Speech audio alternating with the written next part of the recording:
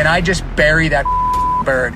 Like, I hit him as hard as I could. Now, the bird goes flying into the corner, and the scary part about it is we have no idea what's in that costume. That could be a 14-year-old girl. It could be a senior citizen. I don't know, but the bird is laying in the corner after a big collision.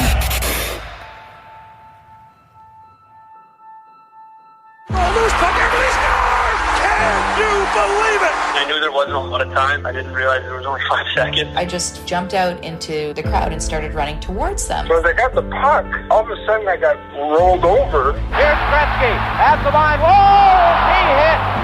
Gretzky really belted by McCreary, and he is hurt. It was his last shift in the NHL. He never played again. Don't you ever let that bird stand in your crease. If he's there, you run him the over. He was a beauty. I'm James Duthie, and this is Beauties, hockey's greatest untold stories, the podcast based on the book of the same name, which is now available. We're not going to share all of the book's stories on the pod, just a few. Today's tale, Noodles, the Puffin, and the report card.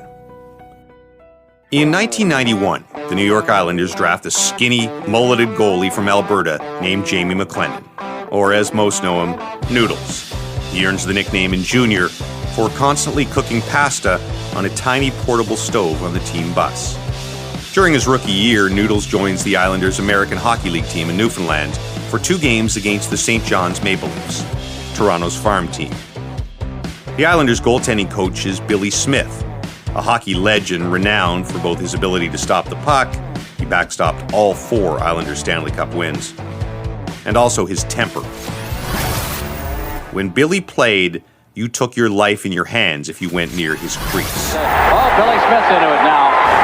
Gretzky comes to the near side. Smith with a swing at the puck. And Gretzky has gone down as if he were shot. He's going back at Billy Smith, who is waving the stick in a threatening gesture. They're staring daggers at one another. Billy Smith's always fought his own battles out there, too. I know Billy Smith is flying in to watch the games, so he comes with a reputation of being a hard ass and somebody who doesn't take any shit. This particular time we were playing on a Tuesday and Thursday, and Butch Goring's the coach in the minors. I know Butch from junior, so long history. He tells me I'm playing Tuesday night against St. John's, the Maple Leafs farm team. So Billy Smith's going to be there. I want to make a good impression. As I skate out for the first period, I'm pretty excited, obviously very nervous, and I look and the St. John's Maple Leafs have a mascot, and it's just this weird-looking bird.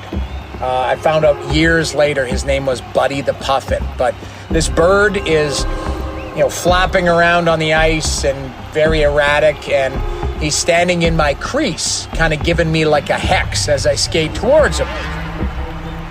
So I want to scrape my crease, I want to stretch out, and he's kind of standing there. So as I skate up, I push him out of the way. He gives me a little push, and we kind of have an interaction. The crowd kind of chuckles, and I don't think much about it because I'm locked in. Noodles has a solid period. He's feeling good as he skates out for the start of the second. But there is Buddy the Puffin, back in his crease. And we head out for the second period. I got to skate the whole length of the ice, so it's a 200-foot skate.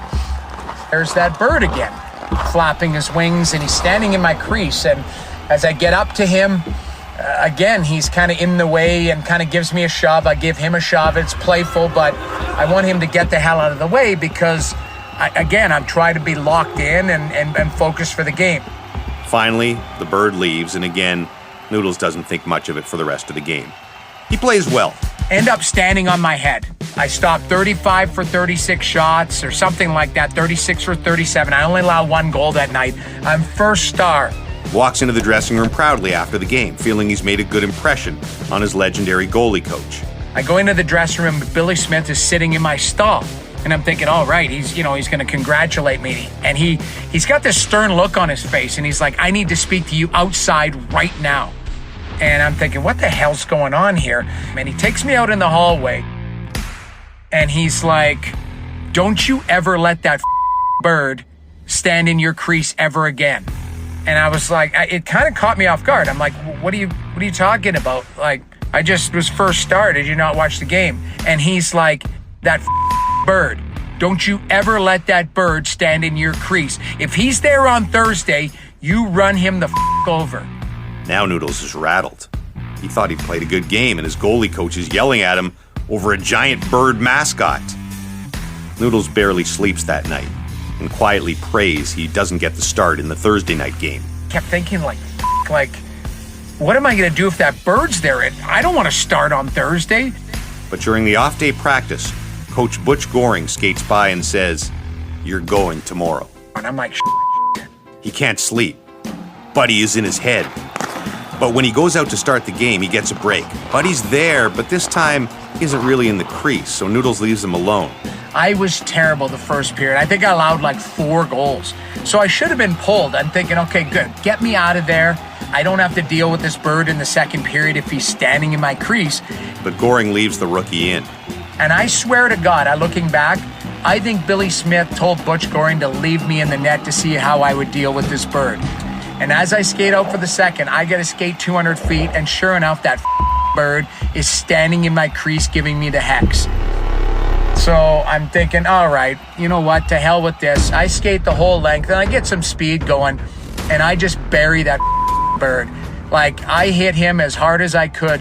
Now, the bird goes flying into the corner, and the scary part about it is we have no idea what's in that costume. That could be a 14-year-old girl. It could be a senior citizen. I don't know, but the bird is laying in the corner after a big collision. The bird is down, wounded. They have to help it off the ice. The crowd screaming at Noodles. I mean, it was one of the worst nights I've ever encountered. I think I gave up a touchdown. We lost like 7-1 or something that night.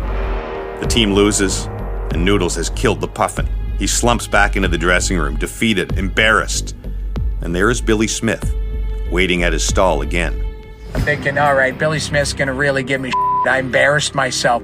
And he stands up, and he's got a smile on his face, and he said, "That's how you become a man in this league. That's how you get respect." And I was like, "Billy, I just gave up a touchdown." He goes, "Who gives a He goes, "They'll never forget the way that you stood up for yourself." That was his first interaction with a coach in pro hockey. He plays well, he gets crap. He's the worst player on the ice the next game, but he runs over a bird, so he's a hero. Noodles is scarred a little by Buddy the Puffin, but he survives. Goes on to play 15 pro seasons, 254 NHL games for 6 different teams. And he never has another interaction with a coach quite like the one on that road trip to the Rock with Billy Smith. Okay, maybe one more. Noodles is playing in Calgary for Daryl Sutter, and Roman Turek is the starter. They're playing Washington one night, March 20th, 2003. And Turek gives up a bit of a soft goal in the second to make it 3-1 Capitals. And Daryl looks at me on the bench and goes, "Get the in there." So as I skate in, you're pretty cold. You're kind of you want to just make a few saves early on to see how things will go. And I make an unreal save on Peter Bondra off the face-off right away, and I'm thinking, okay, I'm into the game and feeling pretty good about myself. And right off the draw, I allowed just a goal from like the goal line. I wasn't paying attention, but I don't know what happened. It ended up going 5-hole. It was just an awful goal. All of a sudden, he looks up and he sees Roman Turek coming back in the net. So I'm like, oh, as I skate out, Daryl's just lasering me. So I know I didn't do the job to kind of slam it shut. Now we're down like 5-0, and Daryl comes in after the second period and yells at Roman. He's like, "I don't give a if you allow 100 goals the rest of this game, you lazy He's like, "You're staying in the net." Noodles is pretty sure he was mad at Roman for not skating that morning. The Flames lose 4-1, and when Noodles gets to the rink the next morning, assistant coach Jim Playfair tells him Big D wants to talk to him. And as I go in, I'm like, this can't be good. And so I go into to Daryl's office. He's got a whiteboard, and he's got some things written down on the board. So I'm like, "Hey, Daryl, what's up?" And Daryl says, "Sit down. I want to ask you a few questions." "How are you in the room?" And I was like, "I think I'm pretty good." I said, "I think I'm a pretty good leader. I like to get the energy going for the boys." He goes, "I agree. and right beside it, it says in the room on the board, and he writes an A. He's like, you're an A. I was like, oh, that's pretty good. And then he goes, what do you think your conditioning's like? So he writes the word conditioning down. And I'm like, I think I'm all right. He goes, could be better, but he's like, I think you're solid. B. So he writes a B down beside it, and then he writes preparation to start games. He goes, how are you when you start games for me? How's your preparation? And I said, I think I'm pretty good. And he goes, I agree. He goes, you can always be better, but he goes, let's give you a B plus. So I'm thinking, I got a pretty good grading system here. You got an A, B plus. Noodles is almost feeling cocky now. He has a better report card going than he did in any of his years at Paul Kane High School in St. Albert, Alberta. And then he goes, how are you coming in off the bench cold? He writes it down. And as I'm about to talk, I'm like, I think he yells, yeah. And I was like trying to say words like, and he's like, and you got nothing to say. And I was like, well, actually, he's like, get the out of my room. F coming in off the bench. And he wrote an F. So that was my letter grading for the day from Daryl. And honest to God, I did not need to open the door to walk out. I was 1 inch tall because he just tore a strip off of me. Jimmy Playfair is in the next room, and Noodles is almost in tears as he walks by him. He goes out for practice, works really hard. Jimmy pulls him aside after and says, he's like, listen, Daryl's a little wound up. He's like, Daryl was bad cop, Jimmy was good cop. And he said, Daryl, he sits on things for like a month and then he lets it fester. He's like, this one was, he's like, the bullets are for everyone, but he's like, you happen to take the bullets today. He's like, next time you get in, he goes, just play well. That's how you work for Daryl. The next time Noodles comes into a game cold, Daryl simply says, play well. His goalie does, and their relationship smooths over instantly. Daryl Sutter is Noodles' all-time favorite coach. He absolutely loved him, but he will never forget the F that he got on his Big D report card. Professor Sutter clearly goes by the grading system where they drop the lowest and highest marks because he later hires Noodles to be his goalie coach in Calgary.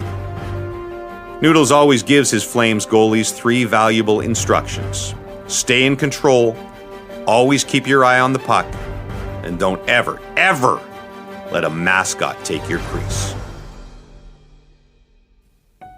Beauties is written by me, James Duffy, and produced by Christoph Mamona with the support of TSN and Bell Media.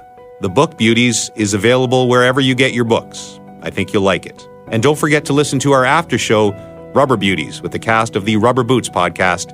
You can find it where you find the Rubber Boots Pod. Beauties, they call them beauties, yeah. They play that game their own way, 'cause they're beauties.